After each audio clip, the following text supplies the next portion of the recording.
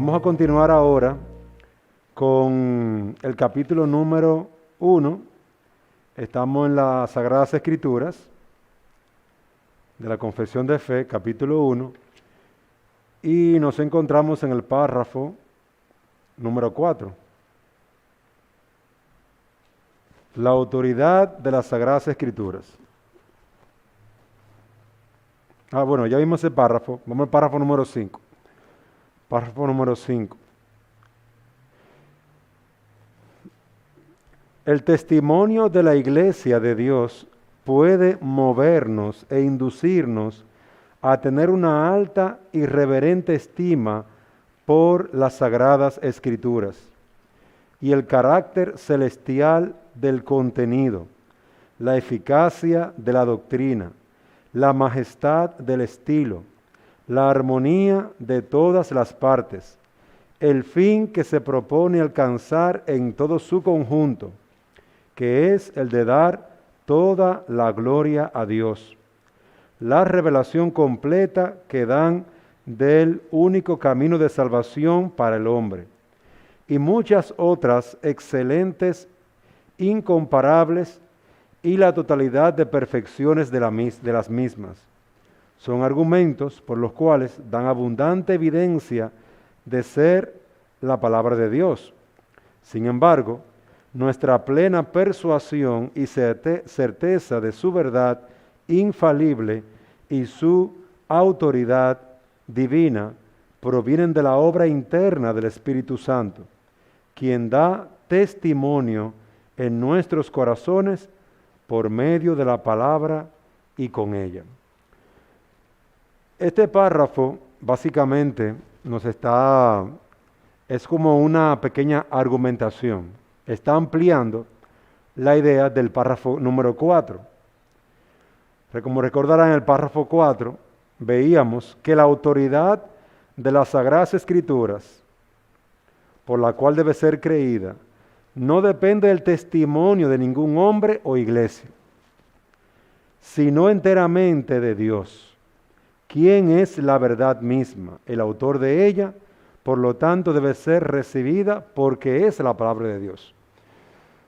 Ambos párrafos, el 4 y el 5, se relacionan por el hecho de que puede ser que tú digas, es que la palabra de Dios es justa, la palabra de Dios da un testimonio fiel de Dios, la palabra de Dios hace sabio al sencillo, y todo eso es verdad. Y puede ser que aún la iglesia, asombrada por la argumentación, el orden, la cronología, pueda decir, esta es la palabra de Dios. La iglesia puede dar su testimonio de lo que piensa, pero la palabra de Dios no dejará de ser palabra de Dios porque la iglesia lo afirme o lo niegue. Como veíamos en el párrafo 4, el autor es Dios y el testimonio que Él da es suficiente para nosotros tener el gozo y la esperanza de que tenemos en nuestras manos la palabra de Dios escrita. Y un elemento que se añade, que puede ser bastante importante para nosotros, es la autoridad del Espíritu Santo. Quien sopló, quien dio la palabra de Dios a los hombres para que la escribieran, es el Espíritu Santo. Y Él también da testimonio a su iglesia de que esta es la palabra de Dios. Dice, nuestra plena persuasión, certeza de su verdad infalible y su autoridad divina proviene de la obra interna del Espíritu Santo, quien da testimonio en nuestros corazones por medio de la palabra y con ella. ¿Qué usa el Espíritu Santo para dar testimonio a nuestra alma? La misma palabra. Vamos a buscar un pasaje que tenemos aquí. Vamos a buscar en nuestras Biblias. Por favor, vamos a buscar Mateo 16, versículo 17.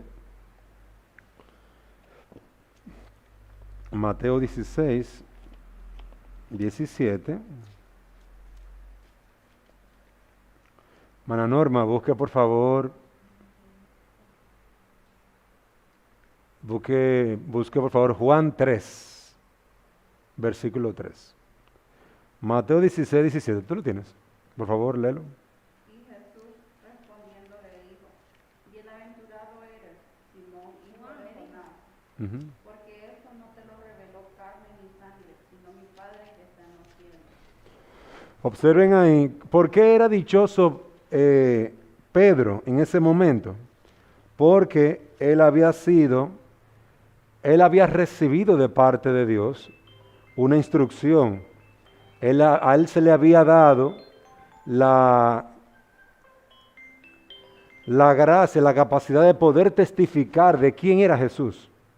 Y él dice, eso no te lo dio hombre, te lo dio mi Padre que viene de los cielos. Juan capítulo 3, versículo 3, hermana Norma. Y todo aquel que tiene esta esperanza en Él se purifica a sí mismo, así como Él es puro. Muy bien. Todo aquel que tiene esta esperanza se purifica a sí mismo, así como Dios es puro, porque Él es que da esa esperanza a nuestras almas. Entonces, este y otros pasajes que tenemos aquí lo pueden leer. No sé si están viendo la lista de textos. Dice aquí uno, es el uno en la confesión, tiene una lista de pasajes que allí nos da una confirmación de dónde viene esa idea. ¿Por qué se dice que tenemos una palabra fiel, segura? Entonces uno va a ir a las Escrituras para confirmar eso. Primera de Pedro 1, versículo 22. Puesto que en obediencia a la verdad habéis purificado vuestras almas para un amor sincero de hermanos, amaos unos a otros entrañablemente de corazón puro, pues habéis nacido de nuevo, no de simiente corruptible, sino de una que es incorruptible, es decir, mediante la palabra de Dios que vive y permanece. Porque toda carne es como la hierba y toda gloria como la flor de la hierba. Sécase la hierba, cáese la flor, mas la palabra del Señor permanece para siempre. Y esta es la palabra que os fue predicada. Miren, la misma palabra, las Escrituras, dan testimonio de ella misma. Esta es la palabra por la que ustedes han nacido de nuevo. Esta es la palabra que permanece para siempre. Esta es la palabra por la cual podéis crecer. Entonces, la misma Biblia da testimonio de ella. Por eso nosotros podemos ir a la Escritura, a la palabra de Dios, y conocer a través de ella su testimonio de que ella es la palabra de Dios. Vamos a ver otra argumentación que tiene el párrafo número 6. Dice, todo el consejo de Dios tocante a todas las cosas necesarias para su propia gloria, la salvación del hombre, la fe y la vida, está expresamente expuesto o necesariamente contenido en las Sagradas Escrituras, a las cuales nada en ningún momento ha de añadirse ni por nueva revelación del Espíritu, ni por las tradiciones de los hombres. Miren cómo ese párrafo nos dice, todo lo que yo necesito, todo lo que cualquier creyente en cualquier parte del mundo necesita para crecer a la imagen de Cristo, para la salvación, para la fe, para la vida, está expresamente o contenida en las Escrituras. ¿Ustedes recuerdan un texto que leíamos, Juan 20:31? Muchas cosas había hecho Jesús, pero estas se han escrito para que creáis que Jesús es el Cristo, el Hijo de Dios, y para que creyendo tengáis vida en su nombre. Juan 20:31 es un texto que nos dice, este es el objetivo de las Escrituras, la salvación, la fe, que tú creas en Jesús. Las Escrituras nos dan todo lo necesario para la piedad, para la fe. Si yo quiero crecer en fe, yo no necesito ir al periódico, al Talmud, No necesito ir al periódico, al horóscopo.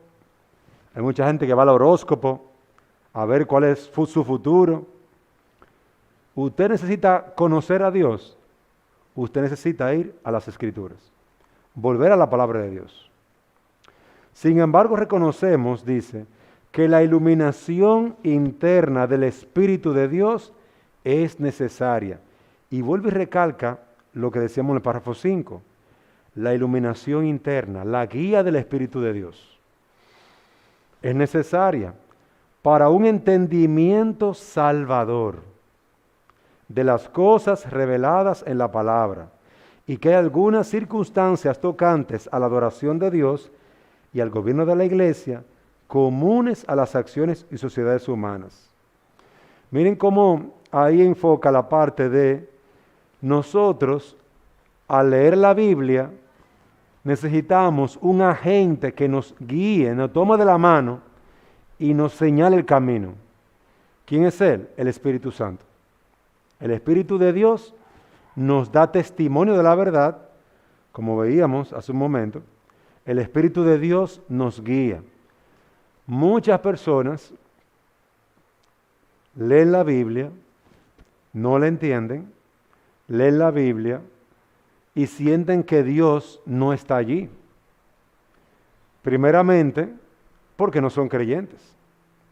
Segundo, porque no están buscando a Dios, o por lo menos en oración, no están pidiéndole a Dios que lo dirija. Puede haber un creyente que ame la palabra de Dios, pero que no ore.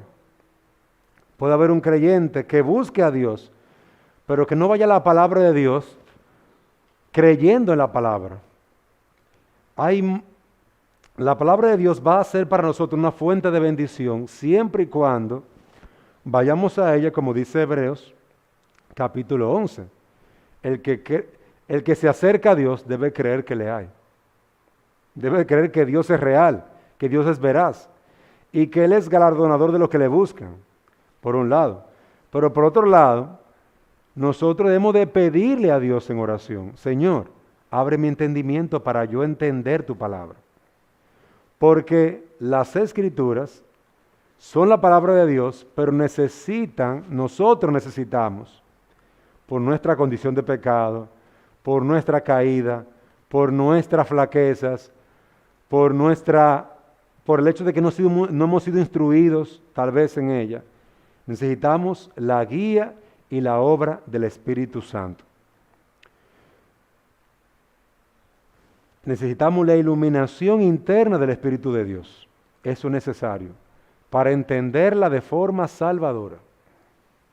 Porque yo puedo entender la Biblia y entenderla como un libro de ciencias, de naturales, porque es un libro.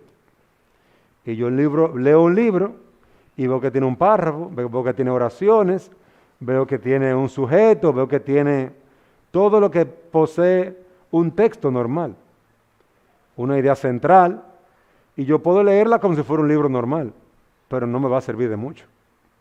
Necesito la obra interna del Espíritu de Dios. ¿Y cómo yo adquiero esa ayuda interna? Orando, pidiéndosela al Señor en oración. Cada vez que usted vaya a leer la Biblia, primero ore, pídele a Dios: Señor, dame sabiduría. Guíame por tu Espíritu para yo entender tu palabra. Señor, habla mi corazón. Permíteme crecer en santidad. Permíteme crecer en el temor a ti. Aun cuando nosotros venimos a la iglesia y nos sentamos a adorar a Dios, cuando nos sentamos a escuchar la palabra predicada, enseñada, necesitamos orar. Cada vez que vamos a predicar aquí, oramos. ¿Para qué? Para que sea el Espíritu Santo quien nos dirige en la predicación, tanto en el que predica como aquellos los que oyen, porque todos al mismo tiempo estamos adorando. Así como en los tiempos de los sacerdotes, cuando una persona venía con su animalito a adorar a Dios, él estaba adorando a Dios, pero también el sacerdote, mientras mataba el animalito, mientras lo ofrecía a Dios. Todos estaban adorando. Por eso todos necesitan la guía, la luz, la iluminación del Espíritu Santo. Uno para poder hablar y otros para poder oír, y oír con fe.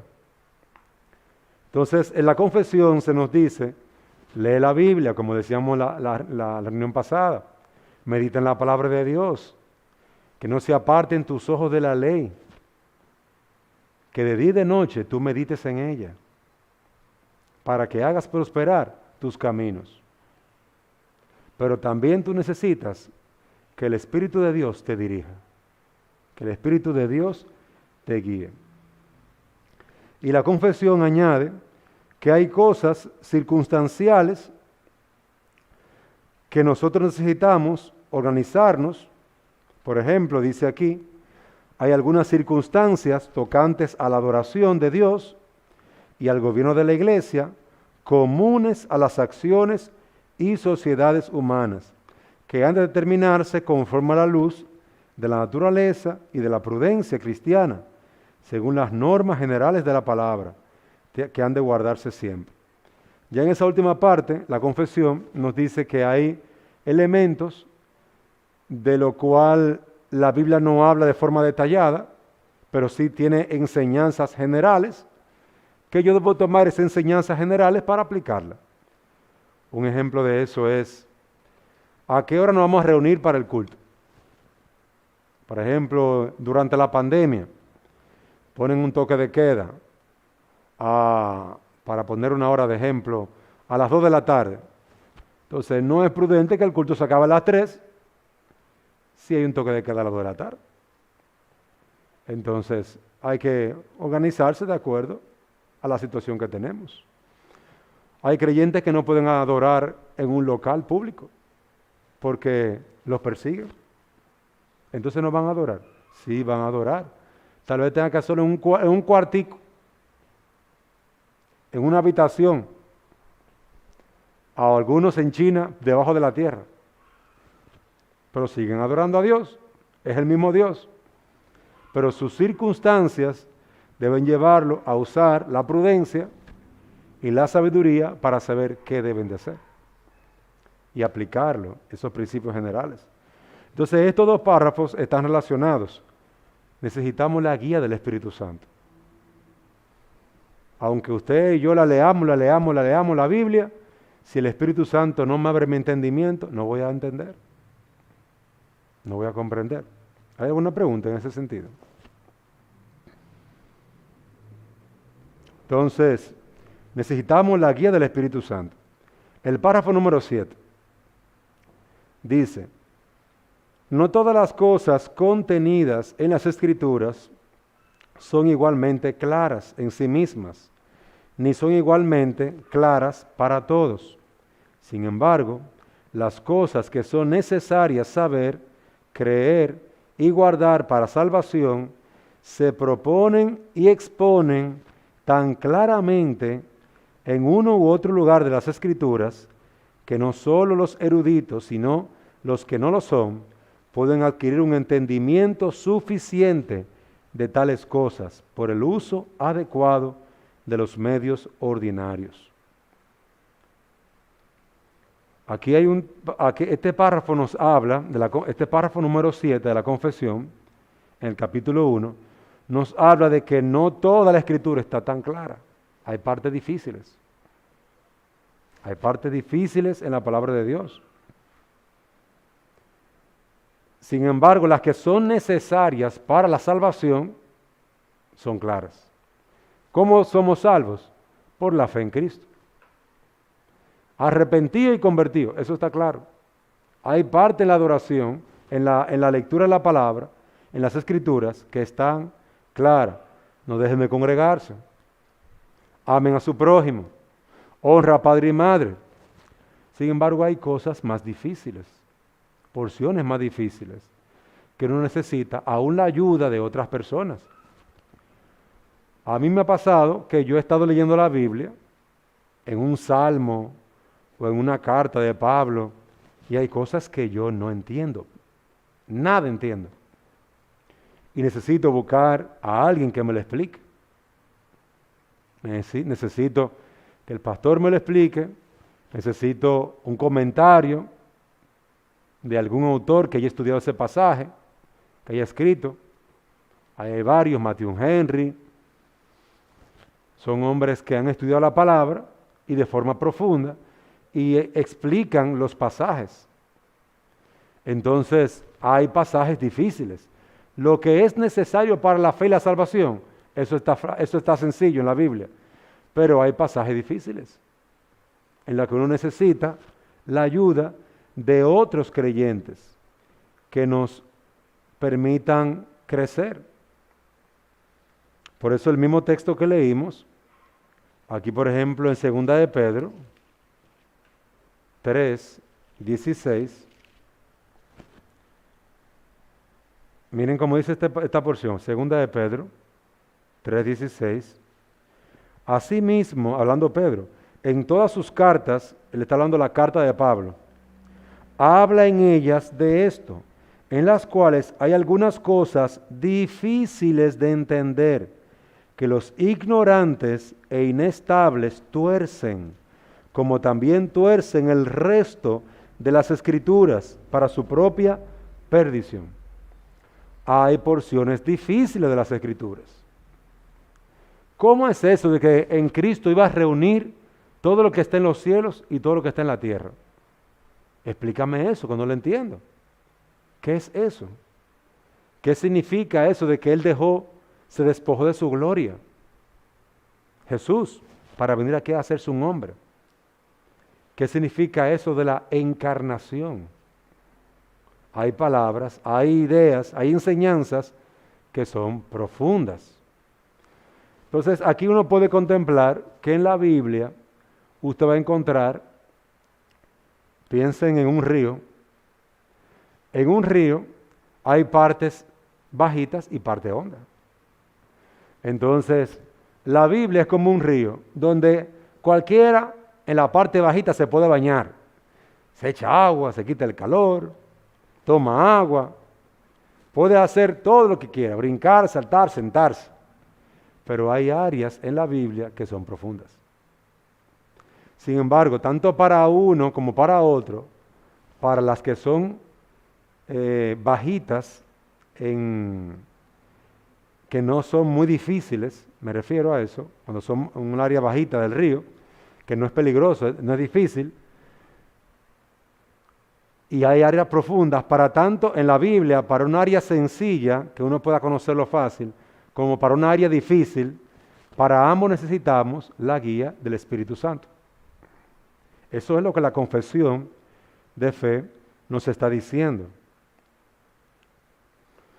Si buscamos ayuda, podemos seguir creciendo en el conocimiento de la palabra, creciendo en el conocimiento de las Escrituras.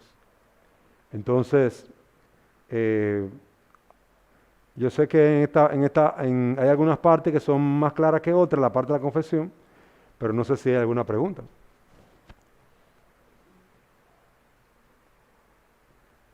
Bien, por lo menos está claro que necesitamos la guía del Espíritu Santo. Y hay partes sencillas como muy difíciles en la misma Escritura. Bien, en el párrafo número 8, el Antiguo Testamento dice, en hebreo, que era el idioma del pueblo de Dios en la antigüedad, y el Nuevo Testamento en griego, que en el tiempo en que fue escrito era el idioma más generalmente conocido entre las naciones, siendo inspirados inmediatamente por Dios y mantenidos puros a lo largo de todos los tiempos por su especial cuidado y providencia, son por lo tanto auténticos, de tal forma que en toda controversia religiosa la Iglesia debe recurrir a ellos como autoridad determinante. En ese párrafo de la confesión, el párrafo número 8, ¿usted no tiene la confesión? Ah, pues yo tengo otra allí. Mira, escúchame, mira esa que está en el piso. Escúchame.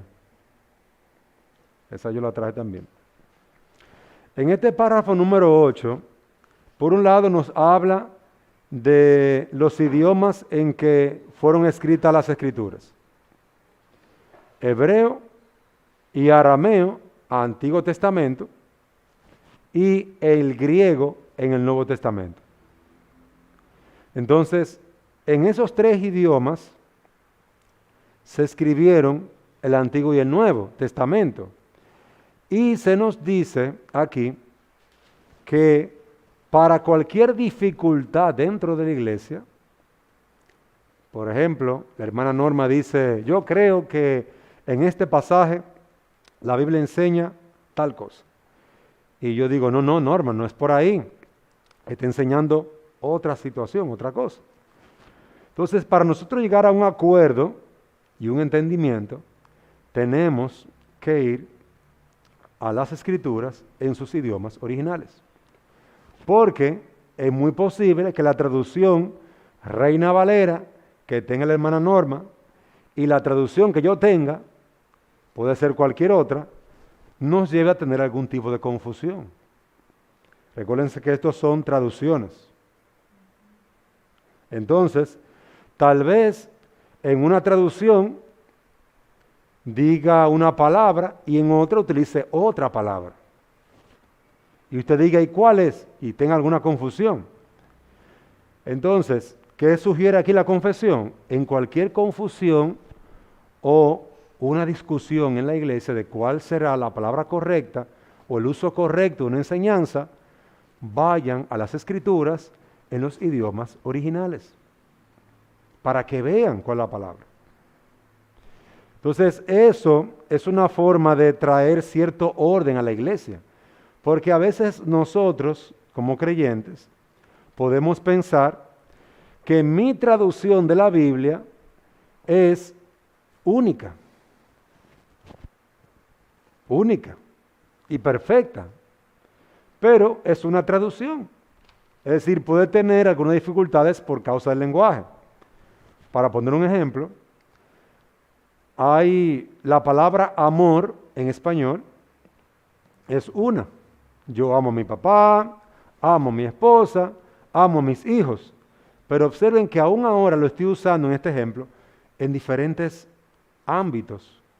La palabra amor, la misma palabra, yo la estoy usando para mis padres como un amor fileo, un amor familiar, para mis hijos, para mi esposa, pero no es el mismo uso. En griego, esa palabra tiene diferentes nombres, así como nosotros en español tenemos diferentes usos, pero son palabras diferentes. Por ejemplo, para yo hablar del amor a mi esposa, usa la palabra eros, de donde viene la palabra erótico, eros, un amor entre un hombre y una mujer. Bien, pero era amor. Pero para decir la palabra de entre amigos o personas muy cercanas, familiares, es la palabra fileo. Entonces, nosotros usamos amor en español. Y Norma puede decir, por poner un ejemplo, no, porque aquí está hablando del amor entre un esposo y una esposa. Y miren cómo lo está explicando en este pasaje. Yo le digo, no, Norma, ahí no habla de la palabra amor entre un esposo y una esposa. Ahí está hablando está usando la palabra amor para hijos. No, pero no ve qué amor, ¿qué dice? En español. Entonces vamos a ir al griego a ver qué palabra usa. Y cuando vemos, es la palabra fileo. Tú ves, Norma, que no es la palabra eros, que es la palabra usada para la relación entre un hombre y una mujer. Es la palabra fileo. Entonces el pasaje se está refiriendo al amor entre una familia, entre un padre y un hijo. Sí. Por eso es que se exhorta aquí a que en cualquier problema en la iglesia uno vaya a los idiomas originales para que se salga de la duda y se pueda llegar a una conclusión entre todos. Eso dice aquí la confesión. Y dice de tal forma, estoy en la mitad del párrafo, que en toda controversia religiosa la iglesia debe recurrir a ellos como autoridad determinante. Ahora va a añadir un último párrafo.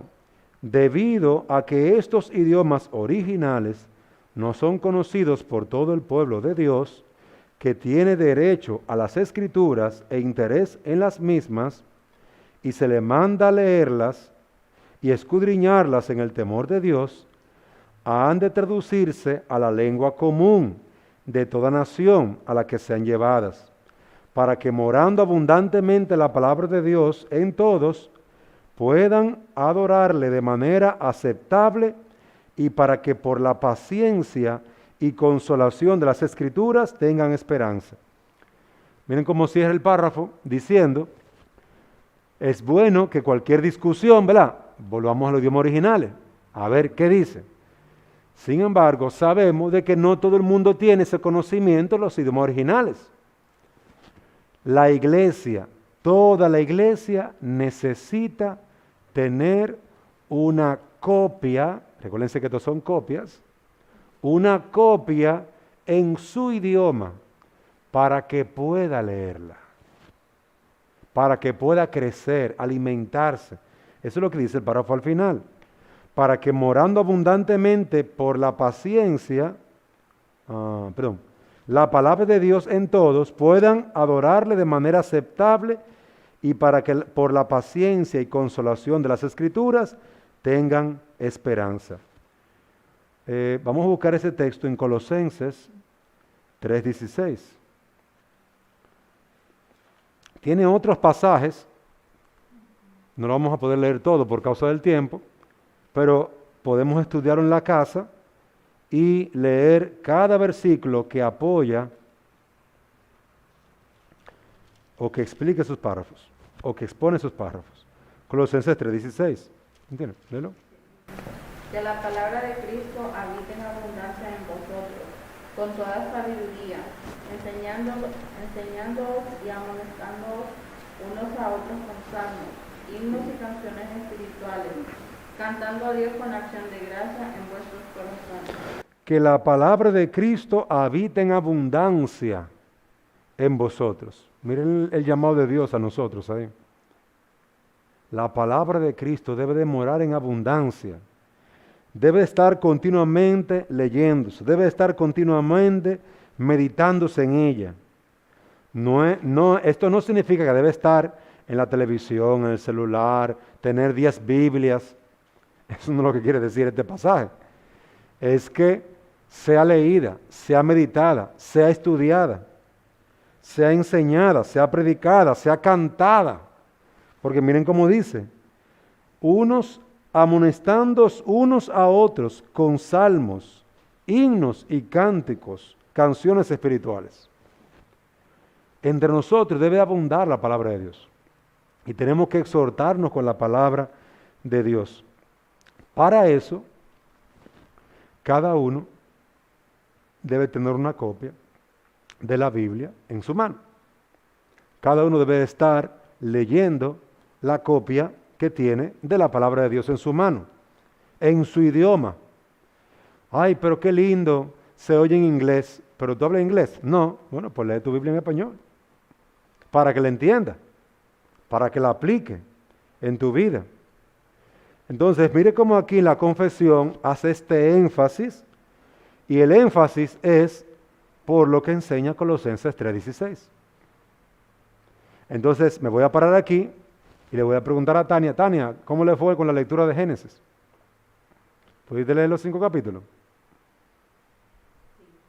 Ok, ¿y usted, hermana Norma, pudo leerlo? Ok, para que abunde la palabra de Dios en abundancia en nosotros, tenemos que estar en ella, leer de ella, comer de ella, vivir en ella. Si usted vive de ella, es como, imagínese que usted fuera un ave o una ardillita. ¿Qué hace el ave? Ella vive en el árbol. Y en el árbol encuentra sus gusanitos, encuentra ramas, encuentra frutos, todo está allí. Ella sale y vuela. Las ardillas hacen lo mismo, salen, pero buscan su cobija, su cuidado, vivir en el árbol, Nosotros tenemos que ser así. Tenemos que vivir en el tronco mismo de la palabra y leerla y meditar en ella, pensar, reflexionar lo que está diciendo, hablar, usarla para todos nosotros. Entonces, vamos a pasar al párrafo número 9. Dice, la regla infalible, estoy en la página 9, la regla infalible, página 9, párrafo 9, de interpretación de las Escrituras, la constituyen las propias Escrituras. Y por consiguiente, cuando surge una duda respecto al verdadero y pleno sentido de cualquier pasaje bíblico, que no es múltiple, sino único, este se debe buscar en otros pasajes que se expresen con más claridad. Este es un párrafo importante para los que estudian y predican la palabra. Los que estudian la palabra deben de entender que la Biblia se interpreta a ella misma. Para yo entender qué dice Juan 3:16 de que de tal manera amó Dios al mundo, ¿a dónde yo debo de ir? Yo debo de buscar ese mismo mensaje en la Escritura, en la palabra de Dios. Wow, hermana Norma, yo estuve leyendo el Salmo de que el Salmo que dice que medite la ley del Señor de día y de noche. Y yo entendí ese pasaje cuando leí otro versículo que hablaba de lo mismo. Y a veces nos sucede así. Estamos leyendo un texto, un versículo, y otro versículo habla de lo mismo del versículo anterior. Y tú dices, wow, en este otro versículo está más claro. Un evangelio, por ejemplo, estoy leyendo Mateo, y hablando del amor de Dios, hablando de la obra de Cristo, pero cuando voy al evangelio de Juan, ahí entendí lo que decía Mateo. Porque la Biblia se interpreta a sí misma. Lo bueno de la Biblia es que tiene un solo mensaje. Está revelando a Dios a través de Cristo. Está revelando a Cristo para la salvación de los hombres. Está hablando del nombre de Dios, de la gloria de Dios. Y todo va enfocado, encaminado hacia esa historia de la redención. Todo va caminando hacia allá, hacia allá, hacia allá. Por más vuelta que den los capítulos, las historias, la genealogía y todo eso, va de camino hacia el mismo lugar. Por eso hay tanta unidad. Y esa es una de las evidencias de que la Biblia, la palabra de Dios, la unidad que tiene.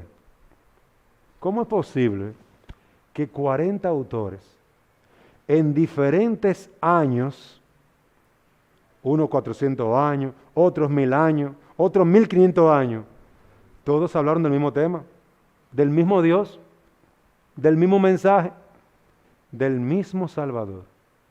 ¿Cómo es posible eso? La única forma es que se hayan reunido y es algo imposible, y se hayan puesto de acuerdo, o que Dios le haya inspirado a todos ellos el mismo mensaje, en su circunstancia, con su situación particular. Ese es un testimonio de que la Biblia es la palabra de Dios. Y para nosotros debe animarnos. ¿Tú ves? Que lo que dice el Salmo 51 del arrepentimiento y de convertir en nuestro pecado es lo que mandó Jesús en el Evangelio de Mateo 1:15. Arrepentidos si creen el Evangelio. ¿Tú ves? Marcos 1:15.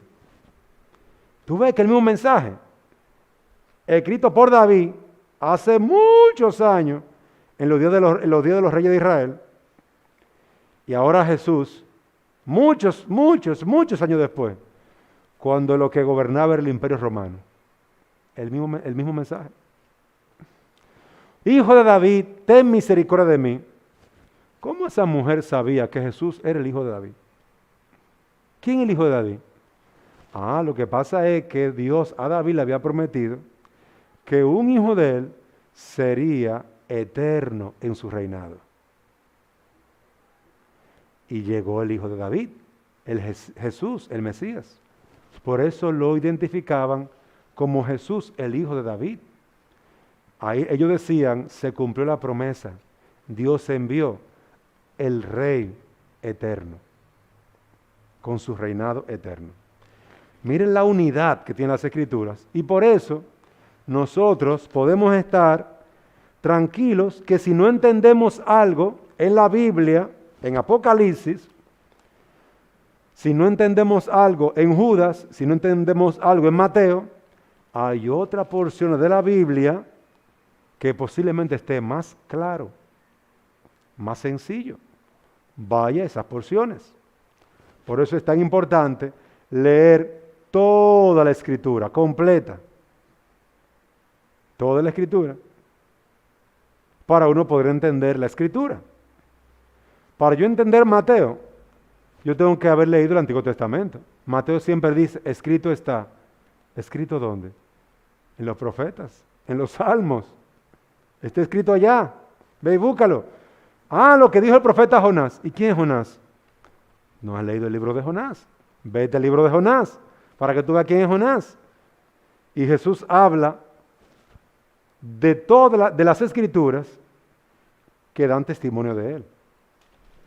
Entonces, necesitábamos entender que la Biblia se explica a sí misma. A ver, hay un pasaje. Vamos a buscar Hechos 15, 15 al 16.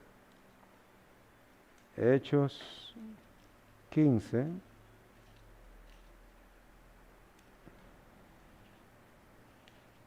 Hechos 15.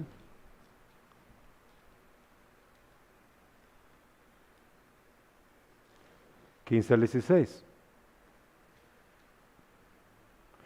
Y con esto concuerdan las palabras de los profetas, tal como está escrito. Y ahí recuerda la palabra del profeta. Después de esto volveré y reedificaré el tabernáculo de David que ha caído. Reedificaré sus ruinas y lo levantaré de nuevo, para que el resto de los hombres busque al Señor. Y todos los gentiles que son llamados por mi nombre, dice el Señor, que hace saber todo esto desde tiempos antiguos. Por tanto, yo opino, y ahí viene el apóstol y habla, ¿cuándo dijo el Señor eso? A través del profeta, y dice en tiempos antiguos.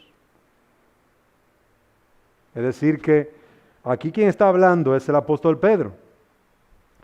Y él da testimonio de que los profetas habían dicho esto que él estaba diciendo y que estaba sucediendo. Por lo tanto, la situación que estaban viviendo debía de actuarse de tal o cual manera. Por lo que habían enseñado los profetas. Bien, ese es un texto que nos da testimonio de cómo la Biblia se interpreta a sí misma. Y por último, el último párrafo, el párrafo 10, dice, el juez supremo, página 10, párrafo 10, del capítulo 1, el juez supremo, por el que deben decidirse todas las controversias religiosas y por el que deben examinarse todos los decretos de concilios, las opiniones de autoridades, las doctrinas de hombres y espíritus particulares, y cuya sentencia debemos acatar, no puede ser otro sino las sagradas escrituras entregadas por el Espíritu. A dichas escrituras, así entregadas, se reduce nuestra fe definitiva. Ese párrafo está bien claro. Aquí está nuevamente enfatizándonos el hecho de que nuestro juez supremo es la palabra de Dios. Un papá puede preguntarse, ¿cómo voy a criar a mis hijos? Y si es creyente, esa pregunta debe de hacérselo a la Biblia. ¿Cómo debo criar a mis hijos? ¿Qué dice la palabra de Dios? Habla mucho de eso. ¿Qué dice la palabra de Dios de la muerte? Habla mucho de eso. ¿Qué dice la palabra de Dios del cielo? ¿Qué dice la palabra de Dios del dinero? ¿Cómo yo debo de actuar con mi dinero? Habla mucho de eso. ¿Qué dice la palabra de Dios del juicio? La Biblia habla de eso. Entonces, todo lo que es necesario para la fe, para la piedad y para vivir piadosamente agradando a Dios, está en las Escrituras. Está en la palabra de Dios. Por eso ella es nuestro juez final. Yo recuerdo que cuando yo estaba tomando esa decisión, ¿qué vamos a hacer? Cuando mi hija nació, había muchas alternativas. Lo que hacía la gente en la calle, el consejo de los padres, el consejo de fulano, lo que hacía el hermano, la familia cristiana que estaba en la iglesia. Había muchos consejos, como mucha gente dando opiniones. No, porque Marisabel debe hacer tal cosa y Marisdante debe hacer tal cosa, debe hacer esto, debe hacer aquello. Y yo me senté con Marisabel y le decía, mira, en Deuteronomio capítulo 6, versículo 4 dice, y vosotros padres. Y en Efesios capítulo 6, versículo 1 dice, y vosotros padres. Y en tal pasaje dice, y vosotros padres. Conclusión, ¿quiénes son los responsables de la crianza de los niños? Nosotros los padres. No hay para dónde correr. No, porque si agarramos a la niña y la ponemos en una cosa especial donde los niños están ahí todo el tiempo, ahí, y hacer que una niña de meses en un cuido de niños, ¿hacer qué? Y cuando tengo 1 año, 2 años, ¿hacer qué? Porque según este pasaje, los responsables de instruir a los hijos en el temor a Dios somos nosotros. Y eso es un peso. Por lo menos a mí me pesa. Ya me pesa el pecho, porque yo soy responsable. Y eso significa que Dios, al que le voy a dar cuenta, me va a llamar a mí a dar cuenta. Y si a esa niña le pasa algo, es mi responsabilidad. Y yo dije a mi esposa, no, mira, yo creo que el camino correcto es este. Obedecer lo que aquí dice. No me importa lo que haga fulana, sutana, el hermano cristiano en la iglesia, no me importa. Me importa lo que diga Dios, porque al final y al cabo, en el juicio final es lo que diga Dios. Pues entonces aquí se va a hacer lo que diga Dios. No tengo otro que hacer, no puedo hacer otra cosa. Y eso me costó, porque eso tiene un precio. Entonces, nosotros tenemos que examinar nuestras vidas. Porque si no estamos obedeciendo la palabra de Dios, algo más estamos obedeciendo. Ya sea el consejo de mi hermana, de mi tío, de mi papá, de mi esposo, de mi hermana, de alguien estamos siguiendo el consejo. Y nosotros tenemos que meditar qué Dios dice. Porque mañana no podemos excusarnos con yo no sabía. Porque ya lo sabemos, que es la palabra de Dios, nuestro juez supremo. Miren que está usando aquí la palabra juez. Es decir, el que va a dictar sentencia, la misma palabra. Jesús decía que Él no había venido a condenar al mundo. La palabra que yo les estoy dando, ese es el que lo va a condenar a ustedes. Yo no. Yo he venido a salvarlo a ustedes, a morir por ustedes. Pero esta palabra que yo les estoy diciendo, se levantará contra ustedes para decirle, ustedes sabían y no hicieron. Ustedes oyeron y no obraron justamente. Por eso es que cualquier cosa que en la iglesia o en nuestras propias casas vayamos a hacer, tenemos que preguntarnos, ¿agrada a Dios esto? ¿Agrada a Dios esto? Miren, esa pregunta va a trastornar todo. ¿Qué dice Dios? Ay, dice Tania a la hermana Xiomara, mami, mira que yo estoy pensando hacer esto y aquello y lo otro. Y Xiomara le dice, ¿y tú estás orando por eso? A veces la voluntad de Dios. No, pues yo quiero hacerlo. No, pues yo quiero muchas cosas también. La pregunta es si es la voluntad de Dios. Esa es la pregunta, es la voluntad de Dios. Porque si es la voluntad de Dios, tú lo vas a ver claramente reflejado en la palabra. Bueno, María Isabel, ya yo estoy cansado, tengo muchos años, esos niños ya tan grandes, se acabó esto. Eso es lo que dice la Biblia. Que después que los niños, se crían los niños, ya usted puede desbaratar su matrimonio. Eso es lo que la Biblia enseña. Usted debería preguntarse eso. Porque ella es el juez. Y entonces el párrafo nos está enfocando eso. En resumen, todos vamos a dar cuenta delante de Dios y seremos juzgados por su palabra. Por lo tanto, vivamos alimentándonos, creciendo, entendiendo esta palabra, porque la autoridad final no debe ser lo que uno diga, lo que diga aquel, lo que diga el otro. Y a veces nosotros los adultos pensamos que eso es así, es lo que a mí se me ha ocurrido. Voy a hacer esto y esto, me conviene esto, me conviene aquello, me conviene. ¿Tú te has dado cuenta? ¿Tú te has preguntado si es la voluntad de Dios? Aunque te convenga. Es la voluntad de Dios, aunque no te convenga. Es la voluntad de Dios. Y de verdad que nosotros necesitamos pedirle a Dios que nos muestre su voluntad. Señor, guíame a hacer tu voluntad. Muy bien, ahí está mi palabra. Ahí está mi consejo. Ahí está mi instrucción. Entonces, vamos a leer un último pasaje. Mateo 22, 29. Mateo 22, 29.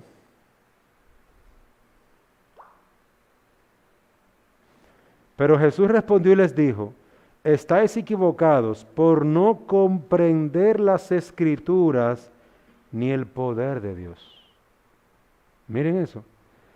Habían unos hombres que eran los saduceos que preguntaban sobre una mujer que había tenido varios maridos, etcétera, qué iba a pasar, que con quién ella se iba a quedar, con cuál de los hermanos, porque ella se había casado con varios hermanos, o mejor dicho, se casó con un hermano, murió, vino otro hermano, se quedó con ella, murió, vino otro hermano, se quedó con ella, murió.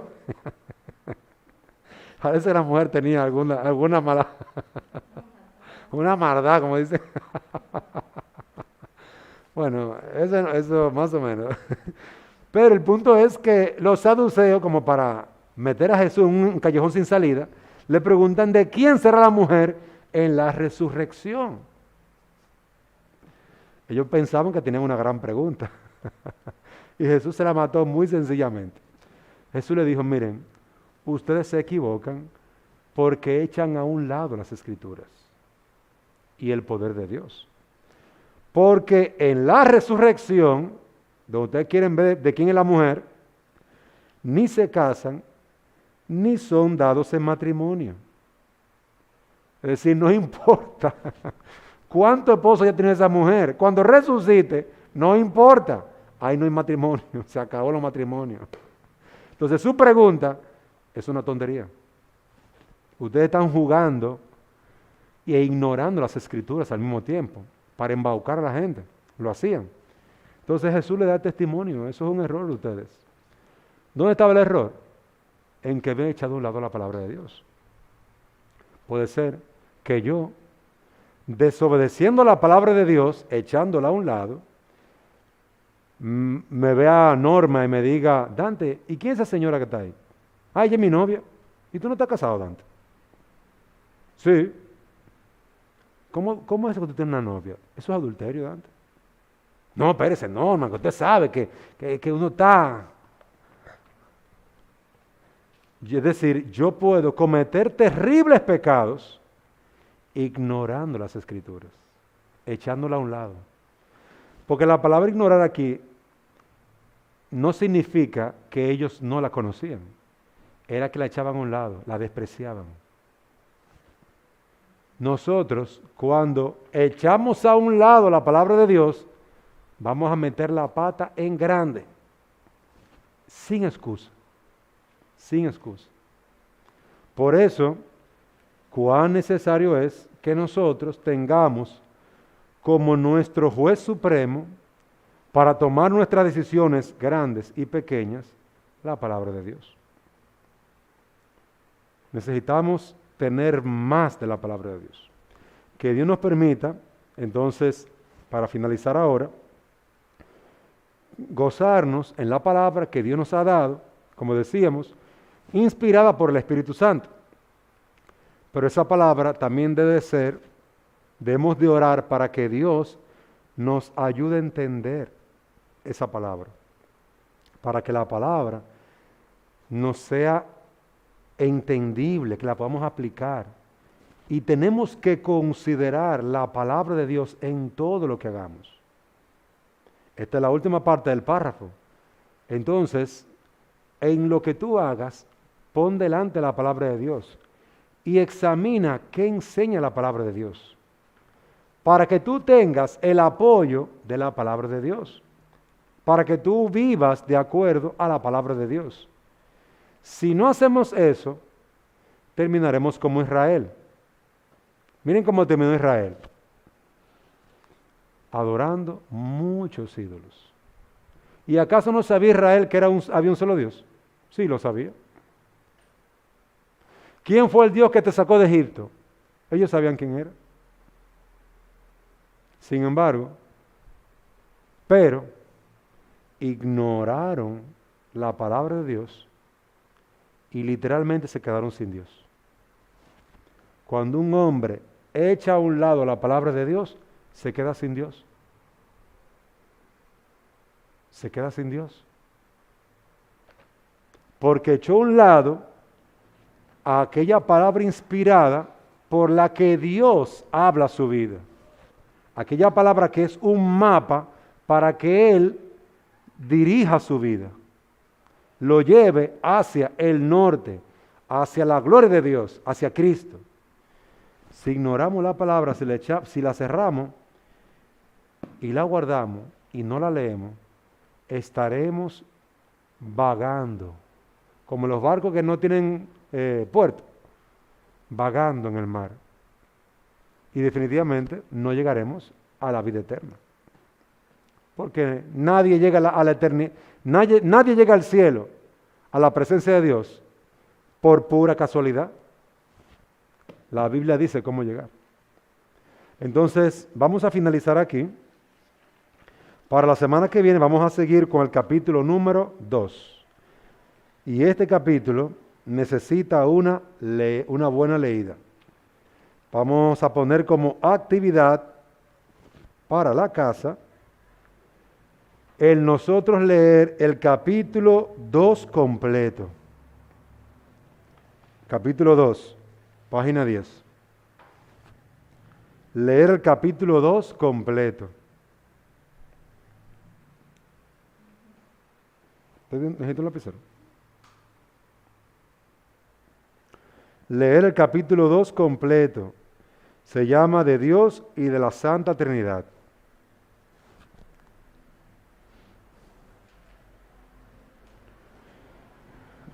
Hay que leérselo porque lo contrario va a ser bien fuerte para la semana que viene.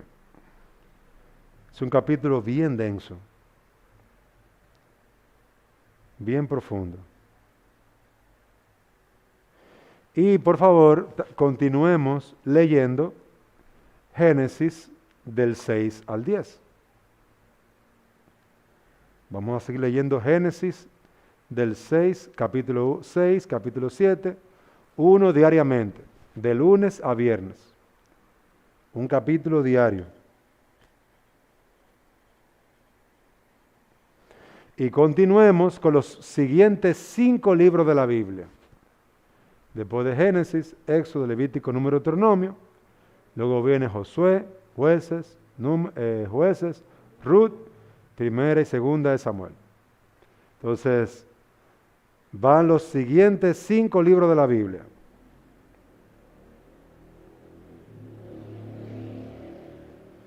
Tratemos de decirlo completico, de Génesis hasta Samuel. Eso nos va a ayudar cuando uno está buscando en la Biblia los libros, si uno no se lo sabe, se le complica. Porque uno salta de un libro a otro. No todos tenemos un celular como cierta persona que hace así, tac, tac, tac, tac, con el dedo. Como Tania, que tiene su... Ah, ya. Pero nada, entonces hermanos, vamos a trabajar con eso. Por favor, léanse ese capítulo y tratemos de continuar entonces para la semana que viene. El capítulo, exactamente. Tiene 3 párrafos, pero 3 párrafos bien densos. Si usted quiere subrayarlo, subrayelo. Esa es la confesión suya. Ahí usted puede subrayarla. Si si se le ocurre alguna pregunta, escríbala. Me la puede mandar por WhatsApp para ir respondiéndosela. Del capítulo número 2. De Dios y la Santa Escritura. Bueno, pues entonces vamos a orar.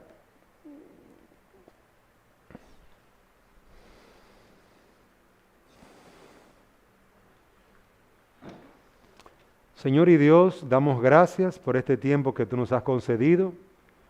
Queremos pedirte, Padre, que tú nos bendigas y nos fortalezcas y nos continúes dando tu palabra para seguir creciendo en sabiduría, en gracia y en el conocimiento tuyo. Guíanos por Cristo a atesorar tu palabra, a amar tu palabra y a recordar que ella será el juez supremo que nos va a guiar a la verdad, pero que también nos juzgará dependiendo de nuestros actos, de obediencia o desobediencia. Guíanos, Señor, y bendícenos. En el nombre de Jesús, amén.